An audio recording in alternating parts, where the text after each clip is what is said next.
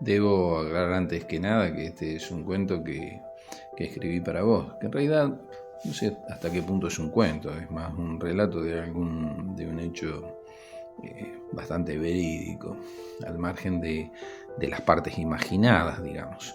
Pero lo escribí porque vos me pedías que estas cosas que yo te contaba de manera así anecdótica, azarosa, desordenada, caótica, querías que te lo hilvanara un poco y que le diera un poco de sentido a cómo había venido ocurriendo todo. Y bueno, salió esto.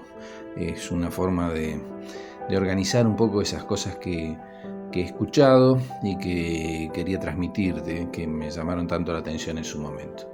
Y el cuento se llama Como siempre después de cenar.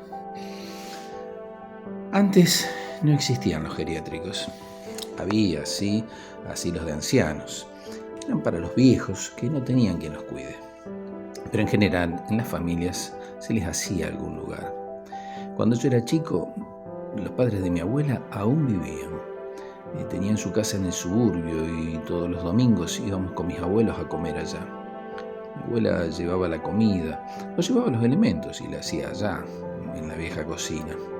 Les lavaba la ropa sucia de la semana, le dábamos de comer a las gallinas y patos que tenían en el fondo, y mi abuelo cosechaba las uvas del parral de la entrada. Cuando mi bisabuela Petrona murió, mis abuelos llevaron a Teófilo, que estaba casi ciego, a vivir con ellos. Recuerdo que le gustaba escuchar radioteatros y al atardecer me sentaba con él al lado de la radio y me emocionaba con la historia de Juan Moreira, con el sonido de los cascos de su caballo o el rechinar de la puerta del rancho al abrirse. Un día se durmió como siempre después de cenar y nunca más despertó. En esos tiempos eran más las viudas que los viudos. Y las mujeres solían juntarse varias en una casa. Era así más fácil mantenerse y ayudarse unas a otras. Siempre tenían algo para contar. A todas se les decía tía, aunque a veces solo una era tía de verdad. Cuando íbamos de visita, la tía Rosa, la tía Adela y la tía María me embardunaban la cara al saludarme con sus besos cremosos. Maquillaje que pretendía, sin mucho éxito, disimular los años y sus consecuencias.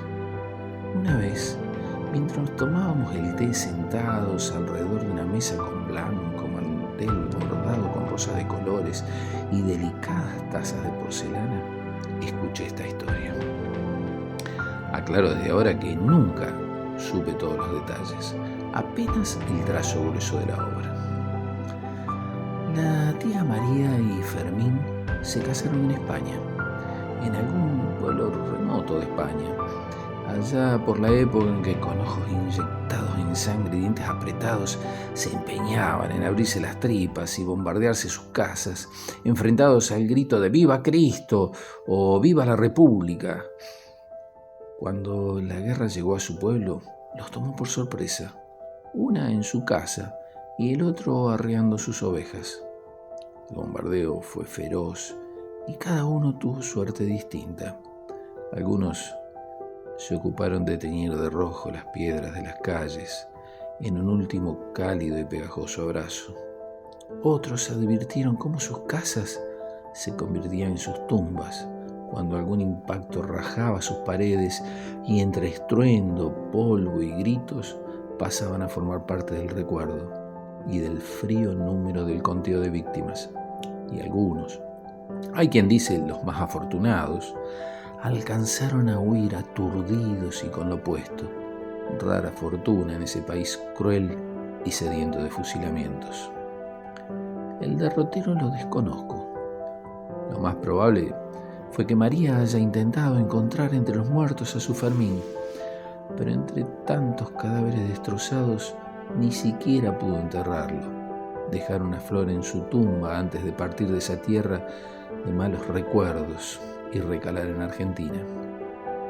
Acá tuvo la suerte de los tantos.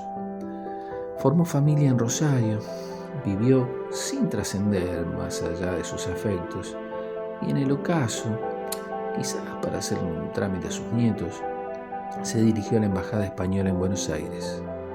Y fue allí, justo allí, en esos metros cuadrados de España en Argentina, que se encontró con su Fermín.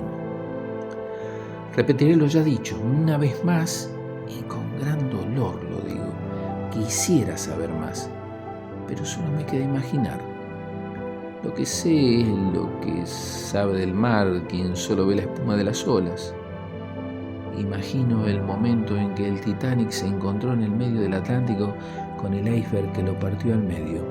Ese encuentro era imposible, pero pasó.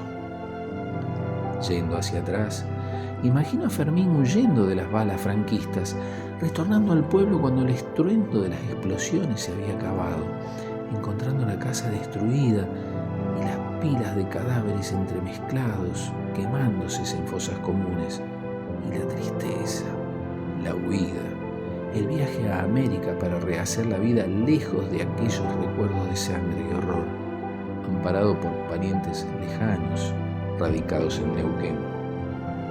Y después de tanto tiempo, el viaje.